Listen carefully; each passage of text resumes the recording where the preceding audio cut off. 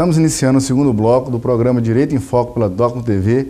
Temos hoje como convidado o professor Éder Marques e no primeiro bloco nós tratamos da apresentação do nosso convidado.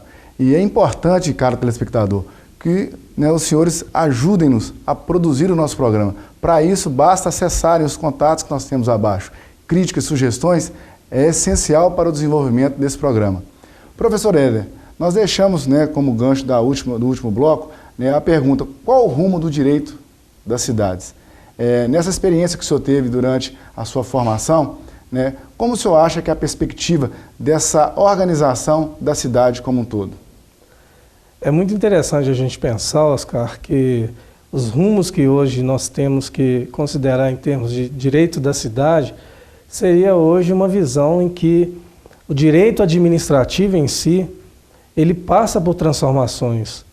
Primeiramente, nós tínhamos aquele período de um direito administrativo, um direito que estava regendo todo esse papel que o município exerce nos atos de governança, voltado a uma percepção extremamente monocrática. Ou seja, aquilo que o chefe do executivo entendia como a melhor interpretação do interesse público é a que deveria ser, portanto, acatada em termos de políticas municipais.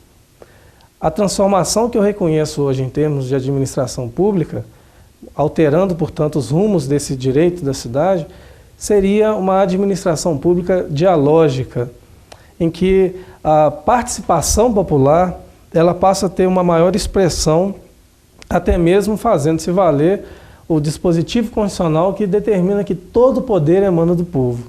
Portanto, não há que se falar de políticas públicas em termos de gestão da cidade, em que apenas a vontade do Estado, a vontade do governo seja manifestada em termos de definição das prioridades da cidade, mas também reconhecer que o próprio cidadão, no exercício do seu poder político, no exercício da própria democracia, ele também tem a capacidade de poder determinar a interpretação do interesse público enquanto interesse da coletividade. O senhor falou em município e falou em cidade. Há diferença?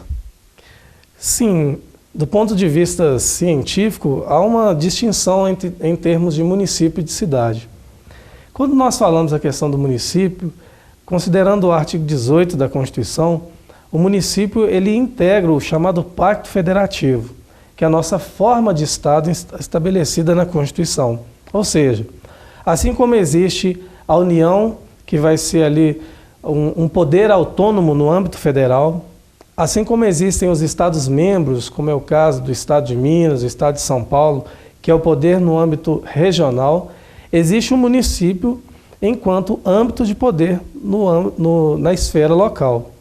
O município, portanto, ele detém personalidade jurídica própria, tanto que em termos de ações judiciais, o município pode figurar tanto em polo ativo como em polo passivo de ações. Por exemplo, a questão da ação civil pública. E nessa esfera, portanto, se o município ele possui personalidade jurídica, isso significa que o município também detém a chamada capacidade postulatória, que é essa capacidade, portanto, das interjeições do município em juízo, ou seja, de figurar nesse polo ativo ou passivo em face das ações judiciais. Enfim, dentro dessa esfera, portanto, do município enquanto ente federativo, dotado de personalidade jurídica, ele possui aí as chamadas capacidades, que são umas atribuições, umas prerrogativas que decorrem da chamada autonomia que a Constituição reconhece ao município em si. Existe, em consequência dessa autonomia, a chamada capacidade legislativa. Então, o município pode criar leis e deve criar leis determinando aí todo o regramento em relação a assuntos de interesse local. E essas leis, elas têm o papel de dirigir, de fazer essa gestão municipal no tocante à organização da cidade? Sim, nós temos que falar que, em termos dessa capacidade legislativa do município, ele vai ter ali uma plena autonomia em relação à disposição de todo o planejamento urbano. Por exemplo, hoje, a principal lei que o município ele pode estabelecer seria a lei para a elaboração do projeto do plano diretor. O plano diretor ele é obrigatório para as cidades? Aí que volto novamente nessa questão da diferenciação entre município e cidade. O município pode criar leis, mas o município ele vai contar dentro da sua esfera territorial, ele vai contar, portanto, ali com a sede administrativa do município, ou seja, é onde a cidade, onde estão alocados os poderes municipais, o poder executivo, a Câmara Municipal, as comarcas. Isso integra, portanto, ali o município.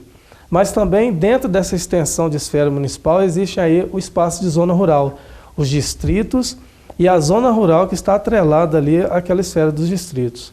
Quando eu falo de cidade, até os autores de direito urbanístico e direito ambiental vão entender que a cidade é simplesmente um espaço urbano ocupado.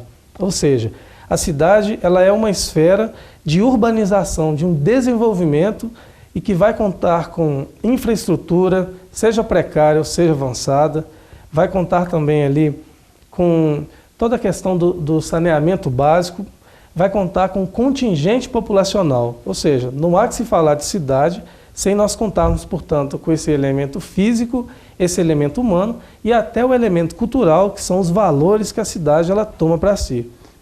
Onde há povo, há cidade? Em partes, porque nós vamos falar aqui onde há povo, há cidade, onde o povo vive de forma organizada, onde o povo vive de forma a estabelecer-se ali uma infraestrutura mínima, a estabelecer-se ali um espaço de harmonia, uma concentração de pessoas numa mesma localidade. Porque eu tenho que incluir dessa questão da contagem da população da cidade aquelas pessoas que vivem em áreas estritamente rurais, ou seja, um distrito, a sua sede, ela comporta também a inclusão da cidade.